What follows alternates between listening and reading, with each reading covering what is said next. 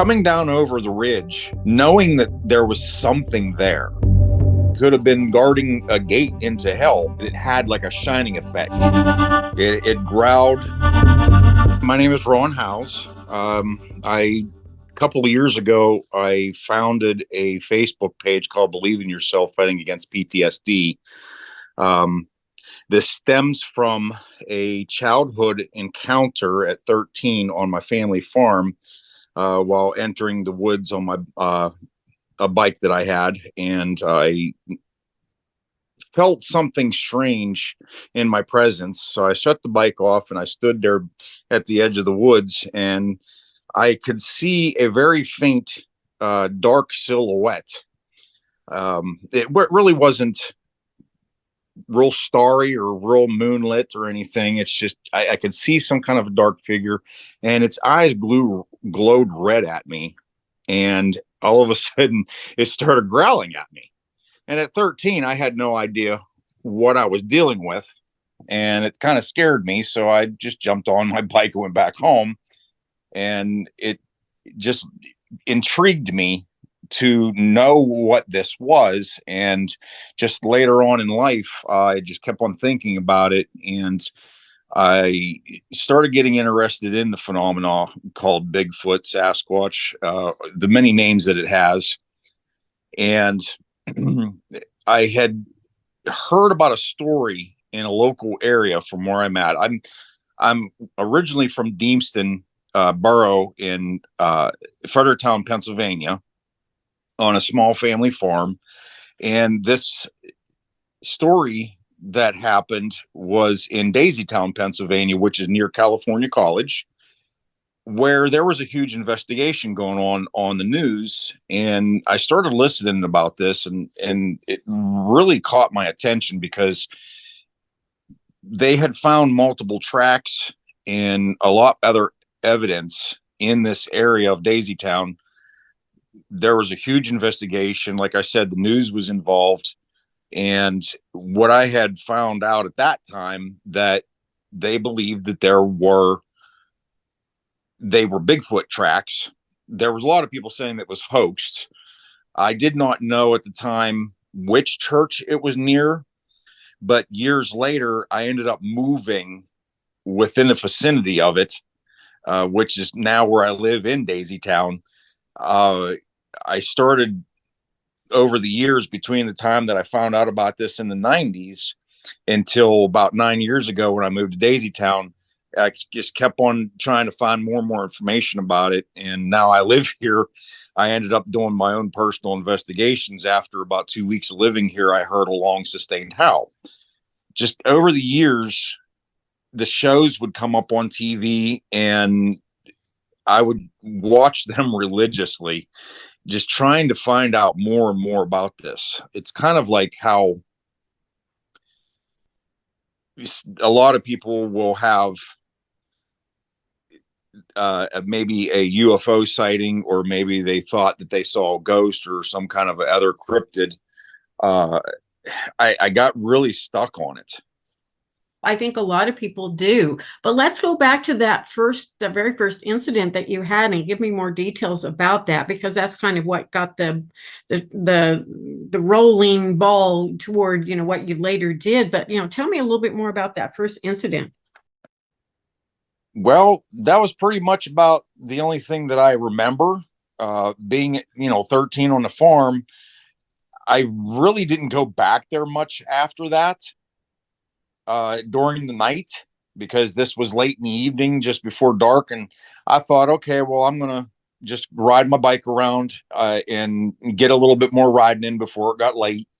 The sun had already set, and it was starting to get dark, and I had followed the fence line, because we always kept the fence line neat so we can go check on the animals and stuff.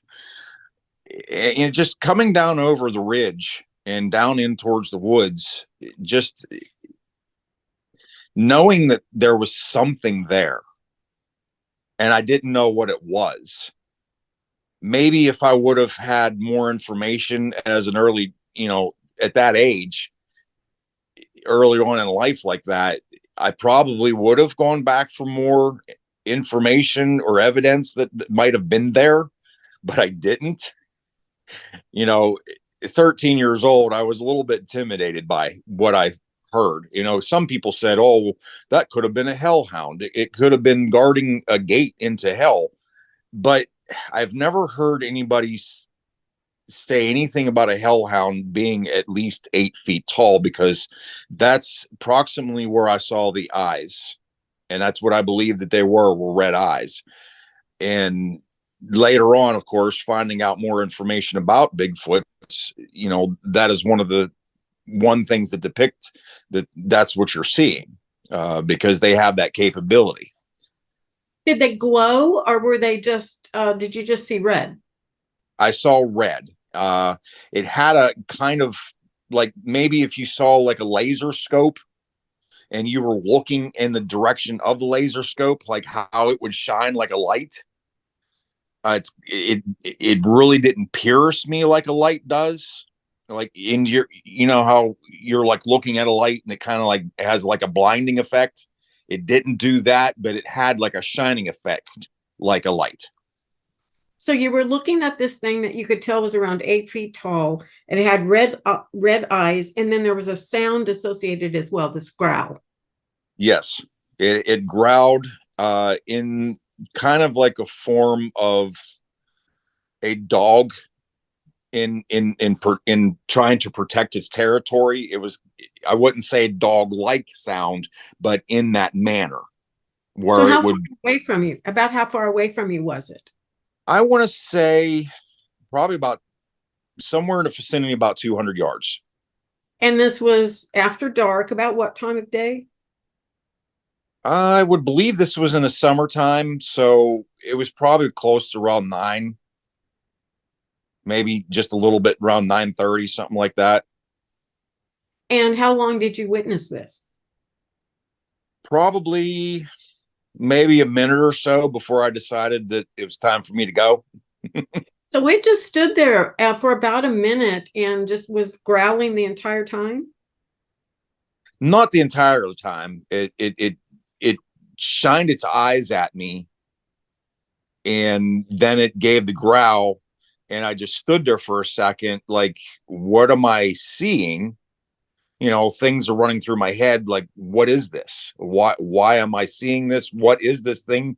And at that point, I was like, okay, the fear set in, and I had a pull start bike, so I was like, please start. And Well, I can imagine that was kind of scary. So did you tell anyone when you got home? not at home, but I told some friends the next day, and they kind of like wrote me off, just like any other story that anybody would tell you. You know, people just like, oh, well, you're just seeing things, or you heard something that you thought you heard, or just whatever to basically just to shut me up, I think. Well, yeah, it that's kind of typical of people who see something like this, as real as it is, and obviously it stayed intact in your mind, and even directed you later on to do some research. How long was it between that incident when you really got involved or invested in doing further research? Um, I would say I was around 15, and whenever I had the opportunity to see anything that would come on TV about it, or maybe even they would come out with a movie, I would try to watch it to get whatever information I could from that. I didn't know that there would be any research in any books at a library or anything. So I really didn't investigate in that manner. But whenever the news came up in 94, I think it was, about that sighting in Daisy Town, that really hit me even more at that point. So what did you do then? I It grew. The interest in it really grew at that point, and I just would talk about it all the time to different people, and people would write me off as just being crazy about something that doesn't exist. And I just started telling people, because I grew up in church, and being a Christian at that age, I looked at people and said, well, you can't see God, but do you believe in God? So if you believe in something, but you can't see it, what's wrong with that belief? And I would throw that at people a little bit, and then they would just like look at me funny, and then they'd be like, okay, he evidently just totally believes that this thing exists, so we're just going to stop bugging him about it. So how did you handle that? I mean, that had to be a little uncomfortable. It was for a little while, but it didn't stop me. My interest just stayed, and it just kept growing until to the point where I would kind of drive people nuts about it, but then they just started accepting it after a while. Like later on in life, as an adult, and I would start going to the mountains with people going fishing season, and the kids that were at the camp would all jump in the truck with me at night, and we'd go off into the woods on these trails and go out hollering and trying to get attention from it. um and this was up in Mount Davis, Pennsylvania, that we would do this. And I ended up talking to some of the locals, and they would tell me, well, there are some strange things going up on this hill. And I'm like, okay, well, that gave me a lead. So we started walking the trails and found what they had told us, and we saw some strange stuff. What it was the old logging trails. They would use them for quad trails. So they said that if you go up there, you just want to keep moving. You don't want to stop. And the place that they depicted was an old Indian burial grounds. And I said, oh, well, that sounds really interesting to me. I want to go check this out. So we did. Me and a couple of the boys from the camp, we would go hiking, and we went up there and we walked right into it before we even realized it. And one of the boys was saying, hey, I feel kind of funny. Something, it seems like something's watching us. So, I would stop and we'd look around, and nothing would appear to be there. So we kept walking until we got to this one intersection where the trail goes four different directions. And what I knew at this time about the tree breaks, uh, if there was a tree break in a certain direction, it's basically a signal, do not go this way. But I kind of thought that was kind of strange that you wouldn't go the way that there was an actual trail. So there's some people out there that don't really believe in this stuff, so they would ignore the signs and they would just keep going. And that's a lot of what these witnesses from that local area would tell me, like, well, we just keep going, we just follow the trail and just get through that area and we're done. But you could feel the presence of something watching you. And if anybody knows anything about Indians and the sacred grounds that they're buried on, they're mounds of rocks, and it is definitely sacred, and you do not mess with them. And we didn't touch anything, but we had started walking up the trail, and we saw these tree breaks in the one direction. So I said, okay, boys, we need to go the other way. So we started walking, and I said, something doesn't seem right. We stopped. I looked around. There was a lot of growth, but we could see the mounds, and they were very large. It seemed kind of strange that a human is typically between 5 to 6 foot tall. These mounds of stone would actually make you believe that there was a taller being in these graves. I thought it was very interesting whenever we saw this. But at that point, we looked around. I got a couple pictures of it, and we just continued on the trail and headed back to camp before anything that we were told would start happening. We didn't feel any presence after we got into there and started walking away. But one of the things that I do whenever we go out for these little walks and investigations is I will actually, not very loudly, but just very calmly and loud enough to be heard, to say calming words as far as we don't mean any harm. We're here to see what you know is going on in the woods with you. Maybe we would like to meet you. If you feel that you would want to present yourself, we're here and ready to greet with you. Just anything that we could say that could be any kind of calm. And after I would say that, any uneasiness that we had would go away. It's like they accepted that. So it's a really interesting thing to be out there and actually do these investigations and see or feel, I should say, uh, what we felt that day, and to see some of the evidence that's out there. So you said that you had some really interesting and strange experiences that happened in that area. What all happened? It felt like there was a presence around us, almost almost supernatural, kind of like a ghost like feeling. I've never been into the paranormal of part of things, but the more I dig into the investigations of the Bigfoots and learning from other fellow investigators from all different realms of cryptid, it's been opening my eyes more to be more open to the suggestion of that possibility that these things could possibly be of another realm or a parallel dimension or something in that manner. But it did. It really felt like something was there. It felt like something was watching us. Um, just to see what we were told was there and to feel the presence of something like they told that we would. We didn't get anything where it was uneasy enough where that we was going to be feeling in harm. Uh, it was also said that it would feel as if it was being pushing you out. We didn't get anything like that. But I think it's because I do those calming words that it eases the tension. Did you get any evidence that Bigfoot was present in that area? Just those tree breaks that we saw on the one trail.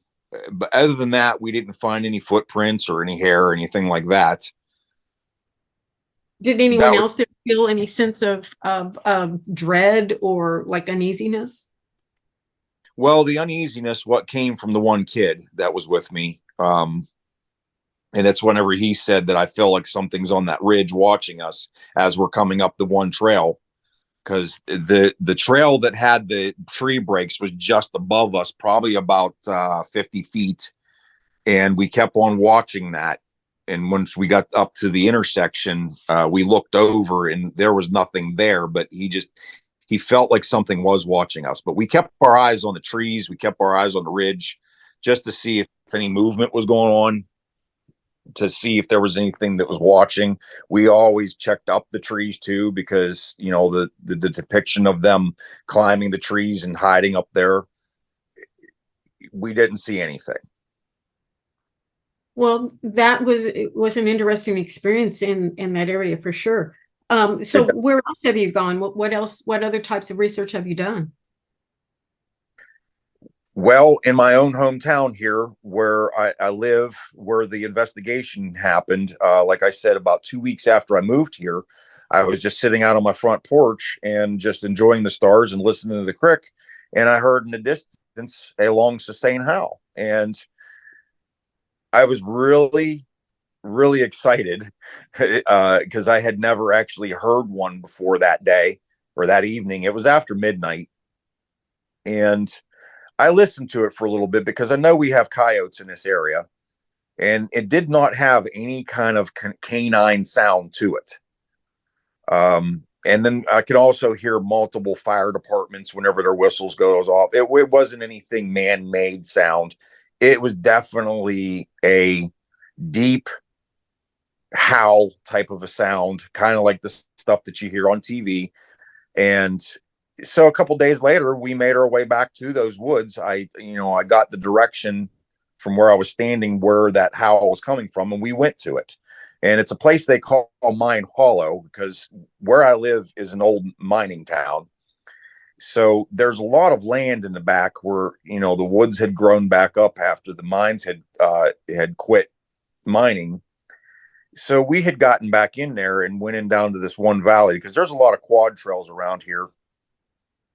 So we went back and we found an open area between two valleys, and we shut the bike off and just sat there for a while. Kind of my theory was to just try to let the woods forget that we're there. So if we don't make any noise and just sit there and be quiet, we can listen to see if we can hear anything or whatever. And I looked at the boy that was with me and I said, let's start making some calls and see what kind of reactions we get. So I did a whoop, and the first time I didn't get any kind of response, but the second time I did a whoop, I got knocks. And so now I'm thinking, okay, well, does anybody know we're back here? I don't believe they do because I've only discussed it with a couple people about going back. Then I started thinking, okay, well, are there any houses close by that somebody heard that and they just want to mess with us? Well, I investigated that, and the houses are too far away for anybody to be back there. We had gotten so far back in that there wouldn't have been anybody else back there for anybody to mess with us. So I said, okay, well, let's just keep going with some more, calls or something. And I tried to do a long howl like I heard a couple nights before, and I didn't get any response. So I went back to the whooping and I got another knock. So the first knock, it was 3 times. The second time, it was 4. And we're getting really excited. We're getting responses, and I caught an idea of where we were getting the noise was coming from, and it was on a ridge above where we were sitting. We were in a clearing, so it's been said that they have the night vision ability. So I guarantee you, they knew we were there. They could see us, and it was probably curious about what we were doing, but it was still answering us. Um, so we tried to do a rock clack. We just was doing whatever we could just to get some kind of response.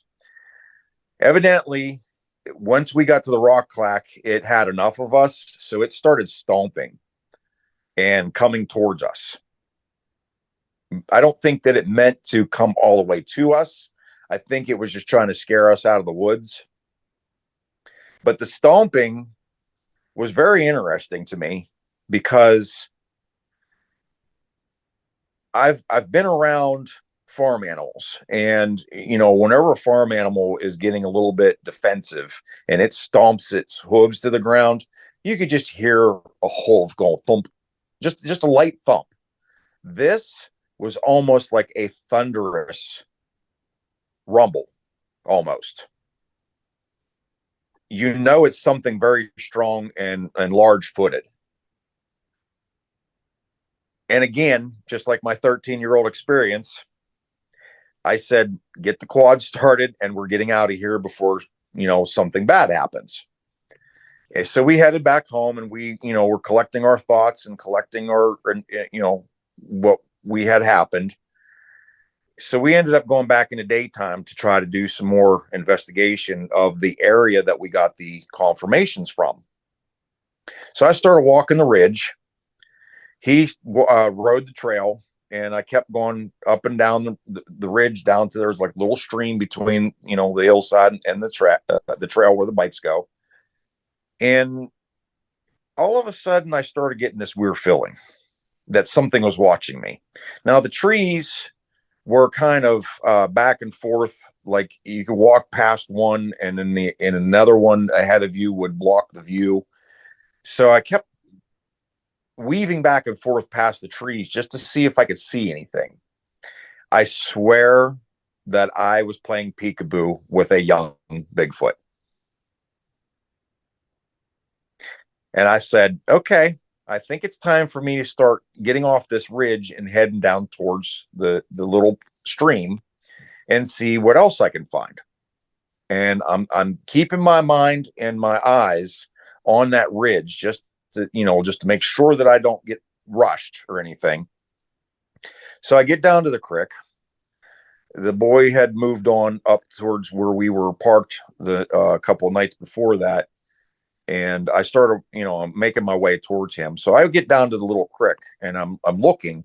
The creek is a little bit muddy. It wasn't like a rock bed; it was kind of like a muddy bed, and there was no way that I could get a cast because the water was moving, but there was a footprint in the water. It was human like.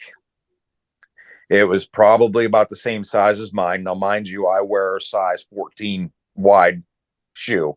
So the young one has a pretty decent sized foot, but smaller than what most have heard as far as size wise. So I couldn't get a picture of it or anything, but I continued on and I found a little shelter.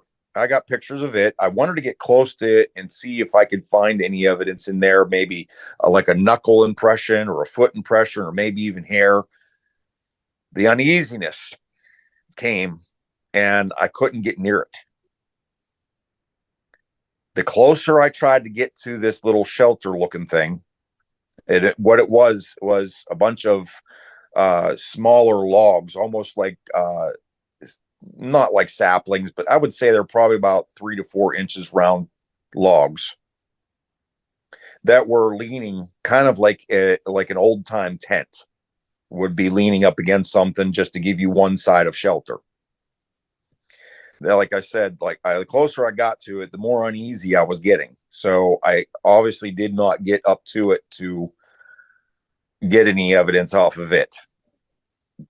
So I stood back, I got some pictures of it, and I kept watching the ridge. And at this point, I went for the vocalization of speaking to whatever might be there. And I tried to get that, uneasiness to go away. And I started saying, I don't mean any harm. I'm here to, see you, meet you, maybe, greet with you, whatever I could say to try to, and the unevenness went away. I'm not here to make any harm. Uh, I started walking away because it helped a little bit this time, like it did the one time we were in the mountains, but it didn't help 100%. I still had an uneasiness that I thought that it was time for me to just get away from that little shelter. So that led me to believe that there might have been some evidence at that would have given me the truth. So I did turn around and I climbed up out of there and I got back up on the trail and I walked up and met up with the kid on the quad. And now that, we're in numbers, like another quad showed up with some people and we're in numbers. So we started climbing the hill and going up to where I believed that the knocks were coming from. And I'm standing up on this ridge, and boy, I'll tell you, it was a very good viewing advantage point to see that whole valley where we were sitting in the dark. But one thing that was really interesting is that there was a mud mark on the tree. And I touched it and I was like, yeah, this is definitely mud.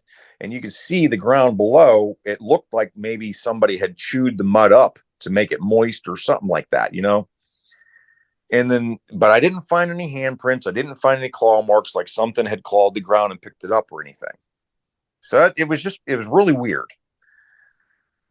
One of the boys that was there hollered up to me and he says, "You need to come down here." And I said, "Okay." I started coming down the hill and the hill was a little bit steep, but when I got down to the bottom, right where the valley comes in where the water would come through, because it was kind of muddy but dry at the same time, he found a footprint that we was able to get a picture of, and we laid a knife next to it, and I want to say it was about 10 to 12 inches in size, in length.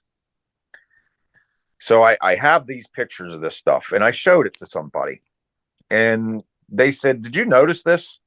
There was a mark on a tree in front of the shelter, and there was a mark on the tree at the top of the ridge. And we started thinking that, well, maybe the adult is teaching the young one how to sustain life in the woods. Um, I said, that could make some sense. The marks on the tree, what did they look like? Well, at first it looked just like a circle of mud, but later we looked back on it again because I had shown several people, and one person noticed that there was actually fingers in the mud. It was like a handprint that was on the tree. I thought that was really interesting. I haven't been back there for a while. I know some things have changed. A lot more people have come forward to me and was telling me some more information about it. There was a upside down tree back there at one point, and that was like 10 years ago. They told me that's how long it's been. But yeah, there's just more and more stuff that we've been finding, information from people, stuff that I have seen. And I found an item and what looked to be a meteorite. So we had it sent off to a science lab and they confirmed that it was a meteorite. Now it's kind of strange to me that why would I find a meteorite laying on top of the ground near an area where we're finding Bigfoot? There's also been UFO landings in the same area, which is another colleague and friend of mine, John Stutska. I believe you've interviewed with him. Yes. He's been in the same area, and he was on that investigation that got me intrigued with Daisy Town. So there's been UFO sightings in this area that would believe that there might be a connection between the Bigfoots and the UFOs. We're not 100% on this yet, but we're still looking into this evidence.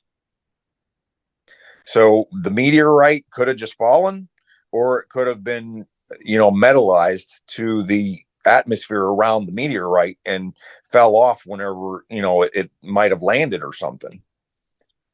And another interesting thing, there are old Indian burial grounds back there that were desecrated. There's old mine entrances back there. It's believed that one of the mine entrances is actually a home for the Bigfoots that live in this area. I haven't found it yet, but a lot of people have told me the general area that what they believe where it's at. I'm working on getting back there to find it. It's it was really densely wooded here this past summer, so maybe here whenever it's a little bit nicer day because it's really cold today. That I'm going to go back here and I'm going to see what I can find as far as that's concerned. So, do you go out regularly and do research? It's been a little bit since I have, but now that I've been getting more closely involved with some of the other researchers, it's kind of pushing me to get back into it. At the same time, I have something else that's going on with the page that I developed, and it's been more of an interest for me, but I still want to do the investigation part of things. You mentioned at the first of the interview about starting something that involved helping people with PTSD involved with this. Tell Right. me about that. So I was in the service in 96 and I had a heat stroke and died. And I ended up coming home after that incident, and they dubbed me a veteran. I never believed I was. And then years later, I decided to join the Legion. They got me talked into believing, just because of what happened doesn't mean you're not a veteran. And I became vice commander of the Legion. I became the president of the Legion Riders. And the more and more I got involved with helping veterans in the community, we go to funerals for fallen military members and their families. So in one year, I went to 4 different funerals for suicide victims that were military. And it was really getting to me to the point that I wanted to get to do something about it. And I felt that because of my commands at the Legion, that I had the positions that I would need to be able to get me into the places I needed to go to help people. So I also am interested in body art, so I have tattoos, and I went to Pittsburgh and I was getting another one, and there was a young soldier next to me. We were talking.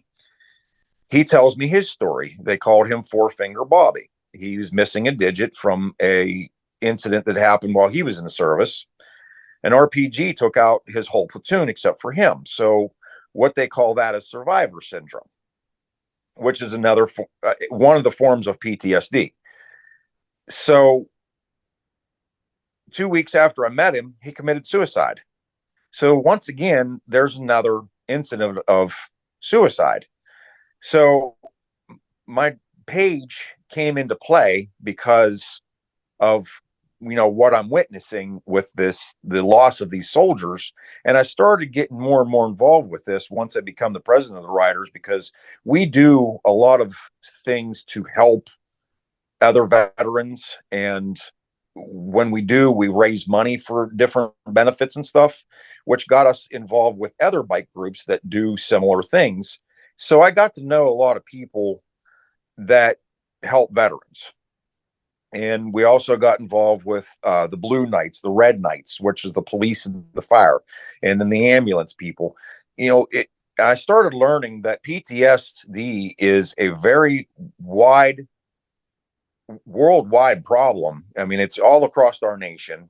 It's in all aspects of any entity in this country, whether it's the veterans, the military, all the first responders, their families that are suffering from the losses or going through the pain and anguish that these people are suffering from.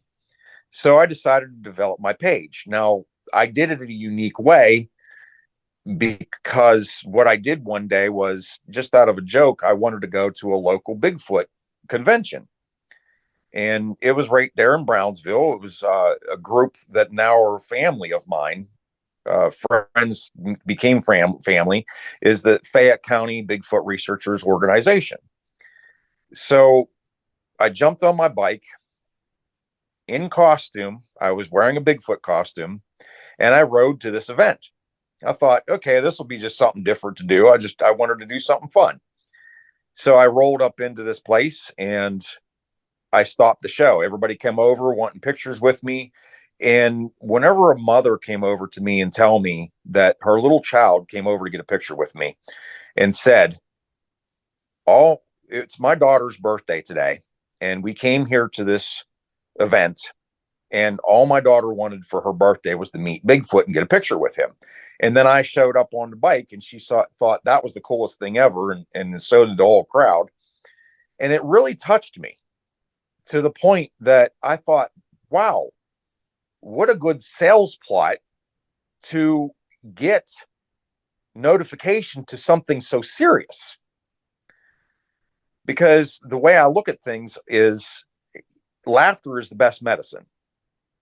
So if you can get somebody to open their heart and open their mind and talk to you about what they got going on, and I did it by doing this silly little thing, just jumping on my bike in a costume, that meant a lot to me.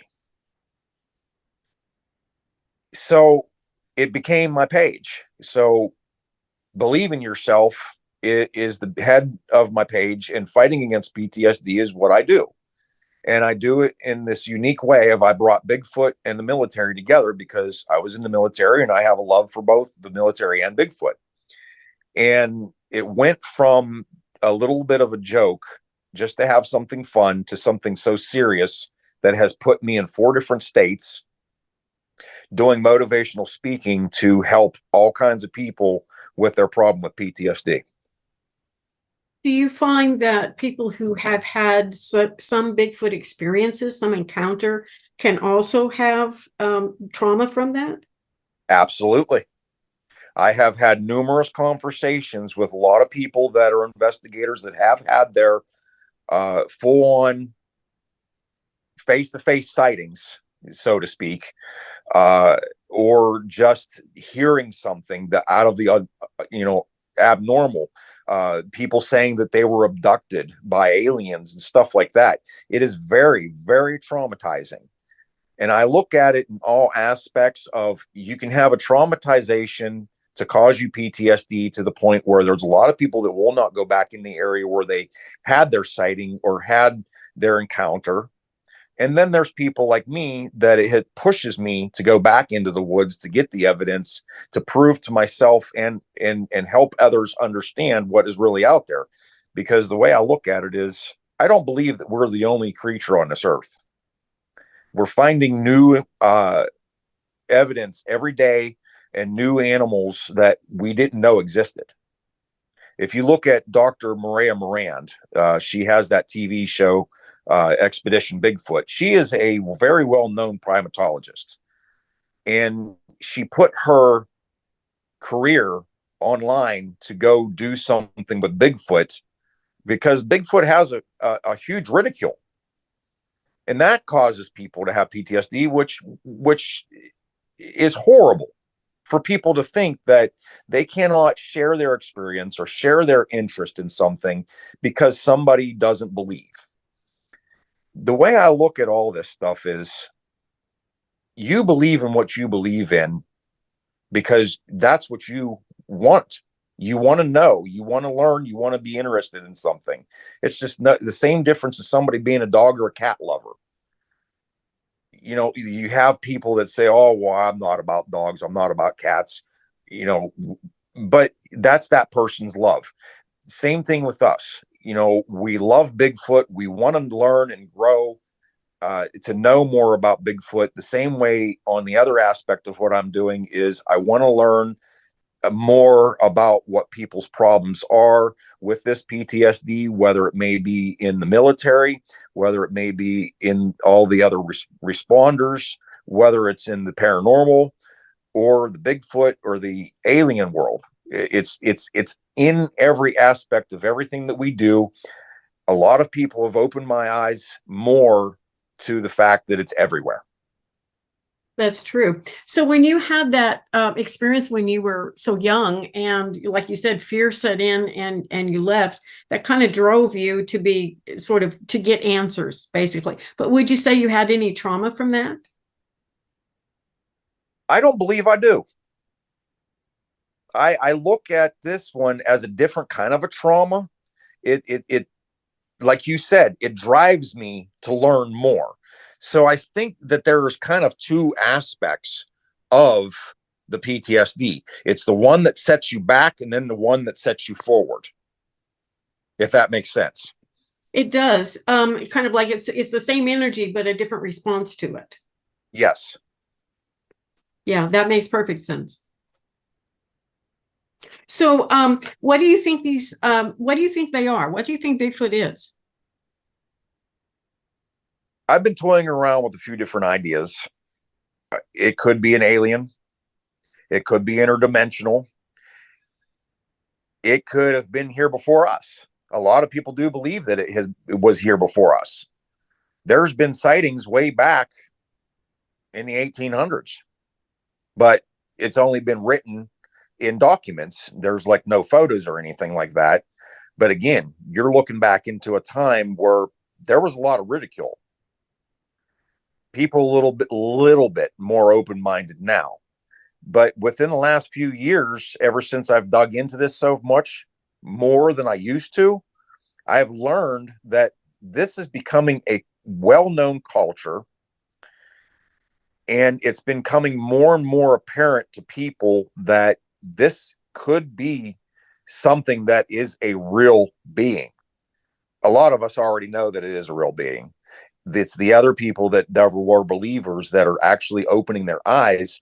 And that's why we do these conferences, to get people to open their minds and think like there's a possibility something's out there.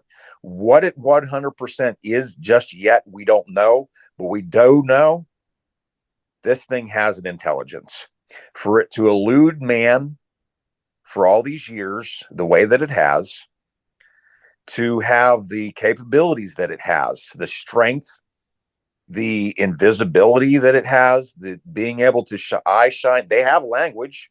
They're intelligent. They're What do some you think? kind of blood creature. Do you think they, like you said, they have language? Have any of the vocals you've heard indicated a language, or has it been mostly just the howls and whoops?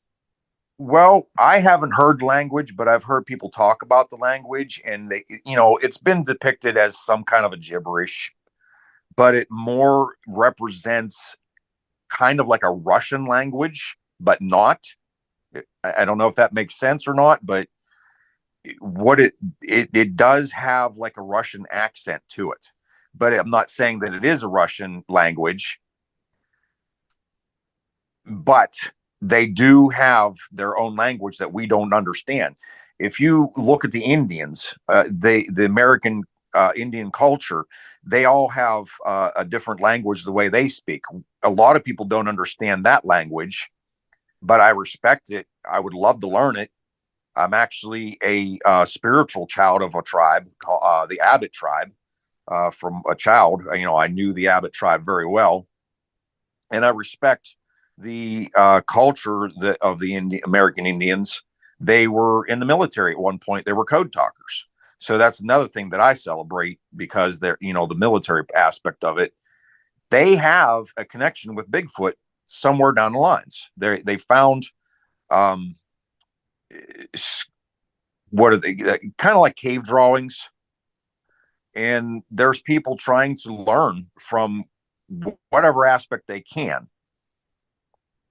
But this language, it's very hard to understand what we're going to be able, how we're going to learn this, because we actually have to be able to come face to face one to actually learn it, just like the Americans did with the Indians. We learned their language, they learned ours, but you have to be face to face to be able to actually learn it. Sitting in the woods and you just every once in a while hear the language happening, you're not going to learn it.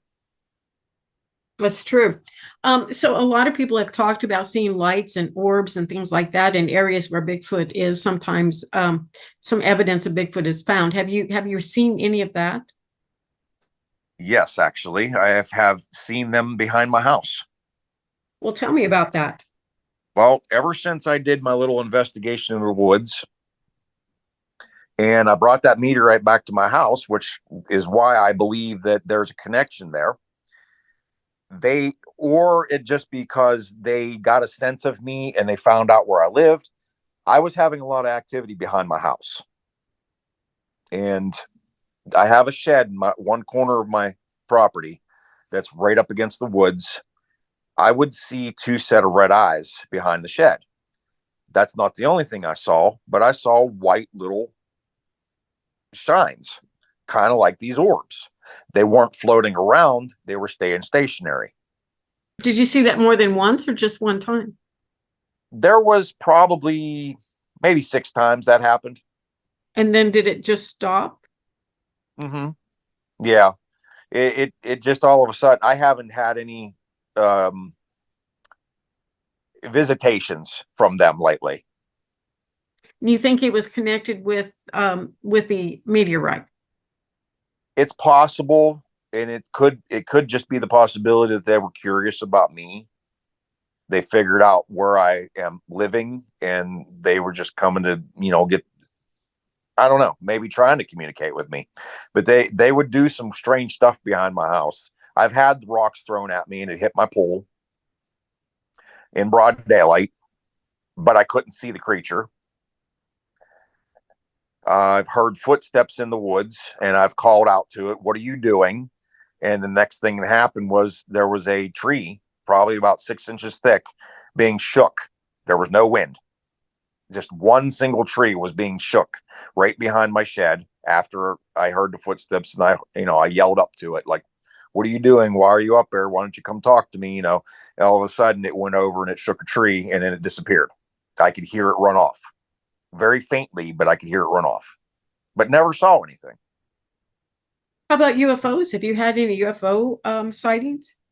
Not up close. I saw what looked to be a shooting star, but a shooting star goes in one long motion.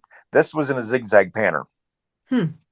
Well, a lot of UFOs are seen in kind of a pattern like that. So Yes. So why do you think Pennsylvania? Because I've interviewed a lot of people from that area, and Pennsylvania just seems to have an enormous amount of paranormal activity, Bigfoot activity, UFO activity. I mean, it just covers a vast amount of unusual things happening there. Do you have any ideas why? The caving and mining systems that are underground. That's what I believe. There's a lot of shelter because of the old mines and the caves that connect from those mines. If you look at the Uniontown Mountains, which is the Laurel High, not no, I don't want to say Laurel Highlands. I'm sorry. If you go beyond Uniontown up to the Mount Summit where the Jamonville Cross is, they have Laurel Caverns up there. Now that cave system goes for miles in those mountains, to the fact that they actually go to Kentucky, because at one point somebody opened up the doors to the souvenir shop and they found Canadian geese with tags on them. And there was no other way for them to get in other than through the caves. And those caves do connect down in these lower areas where these mines are. Do you know if So there's ever been a study of states that have more of a cave system within them and Bigfoot reports? Pennsylvania has a lot of that. Hmm. Uh, where the Hillman Park is in Brownsville, where the Fayette County Bigfoot Researchers Organization has their festival a lot.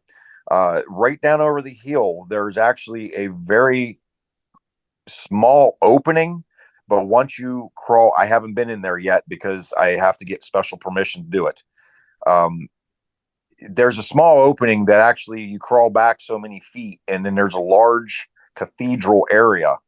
It's believed that the Bigfoots are using that as shelter or home. And that very So well could be. I've heard of that possibility before, that yeah, they use the cave systems. just like here in this mine hollow behind my property, there's one cave or mine entrance that was supposedly blocked off, which it isn't anymore. And it would take a large machine to remove what was put in front of the mine entrance. And it's no longer there. It's That's what open I've now. been. Yeah. Wow. So once I get Wait, eyes on it for myself, I'm going to get some pictures and probably go in. I'm probably going to try to get some explore. I'm not going to go in far because you can get those mine gases and stuff. But I just want to go in just far enough to see if I can see any mud with any prints or any kind of hair evidence or anything like that. But yes, it would take a machine to open that entrance, and it's open now. I see. Well, what else can you tell me about Bigfoot? Well, the obvious. It's a very large, heavy, intelligent, hairy creature that there's a lot of people that love the information and love learning and love talking about it. Uh, just the fact that there's a possibility of another being on this planet is so intriguing. It just has captivated us so much. It's so much that I use it for my platform, for what I do, and it just it's such a huge culture. It's unbelievable how big of a culture that it has become in the past several years. To get to know people, see, this is another thing that I find very interesting about this. Since I've gotten involved, I've gotten to meet so many people that are interested in the same thing. I've gotten to meet famous people. Dr. Mildrum was one of them because I got to introduce to him at a festival down in Sutton, West Virginia, a couple of years ago, which was very exciting for me. He's the pinnacle of the science evidence that gets, investigated. So just to be able to get out there and go to these festivals and these conferences and stuff, just to learn more information and meet the people, it's just been tremendously exciting for me. And I just can't wait to do more. It just draws you in to just do more. And I've been pushing It's to do it's a more. huge it's a huge mystery. It's a wonderful huge mystery out there, and I think all of us just are searching and searching for more evidence, more information. And I like your perspective. Thank you. It's grown. My perspective definitely has grown because of the culture itself. Drawing other people in and getting to talk to other people and getting their perspective on it. Like I said, John was one of them. Daniel Benoit. I've become very close with him. The family at Fayette County Bigfoot Researchers, Pennsylvania Bigfoot Project. And the nice thing about this is where we are, we all work together. We're not out there trying to outdo one another. We're out there presenting our evidence, trying to get people to understand what's out there, and maybe even one of us could help the other, and that's what we do. And it's just so huge to be able to bring people together. Isn't that something that God wanted to do? I think so. It sounds good to me. And in such a strange, unusual, and unique way, it's happening because of this culture. It is true. And it has become such a, like you said, a very broad audience now. There's a platform for it anymore that didn't used to exist, and it seems to be continuously growing. It is. Everywhere I go, I see Bigfoot stickers on people's cars. That's true. That's true. And, I do as well. and guess what this guy does? I stop and I talk to them. Probably a very good idea. I'm going to take your word for it and start doing that myself. It opens people up, and to open people's up, to be able to talk to a stranger just because you saw a sticker on their window that represents something that you're involved in. It really feels good to me to get somebody to just talk, because what do we do when we're at the store? We go in there, we get our groceries, we get out and don't want to bother with anybody else in the store. Okay.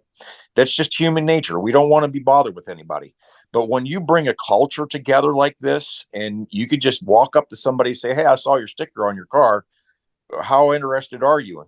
We have an event going on. You want to come? Here's a flyer. Here's my business card. Come to the show. Come check it out." Just like, I'm going to throw this out there. Daniel Benoit has got his show going on May 25th. I'm the MC for it. I can't wait.